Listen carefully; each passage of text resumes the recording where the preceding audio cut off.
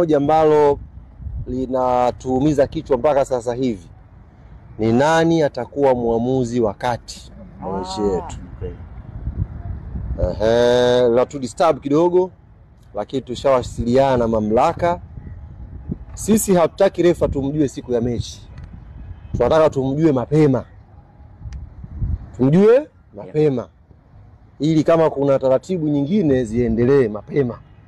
Si ndio masuala ya kumjua refa wa mechi saa 6 mchana itatusumbua kidogo. Nataka tumjue mapema. Kwa hiyo tumewasiliana na mamlaka kwa maana ya TFF. Tunaomba siku ya kesho inshallah tutangaziwe muamuzi wetu wa mechi ya mashabiki wa Yanga na Simba siku ya Jumapili hapa KMC. Tulikuwa tuna request nyingi na nilifuma message nyingi za baadhi ya watu.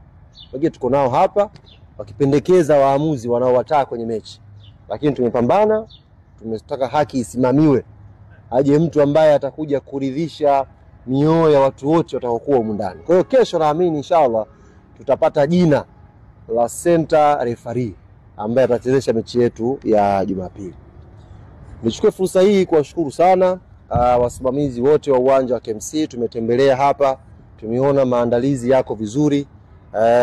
Kila kitu kiko sawa na watu hawa wanatusubiri kwa bashasha. Tuje siku ya Jumapili hapa tuje tuenjoy. Capacity ya uwanja inatosha kabisa kuja kupata burudani. Na hii saa 10 ni muda ambao mechi inaanza. Lakini shughuli za kiburudani zitaanza mapema. Mpaka sasa hivi tunawasaidia pendekeza wawili pendekeza nani yule Mama Amina na nani yule Kingamuzi. Na niwaambie nimwambie Kingamuzi na Mama Amina kama wanasubiri tuwapigie simu watasubiri kwa muda mrefu sana. Hii tangazo tunalotoa hapa ndio mwaliko wenyewe. Wanatakiwa waje siku ya Jumapili Kingamuzi na yaani hao ndio wasanii pekee ambao wamepitishwa. Kingamuzi na Mama Amina. Jambo la burudani. Na wale watu ni watu wa burudani. Burudani, tunataka waje hapa. Kwa hiyo maswahatibu nyingine ni kama tunavyozungumza hapa. Sije kawa siju kuna nini huko anasubiri simu hamna. Sisi Simba na Yanga tumekualika uje utugee burudani.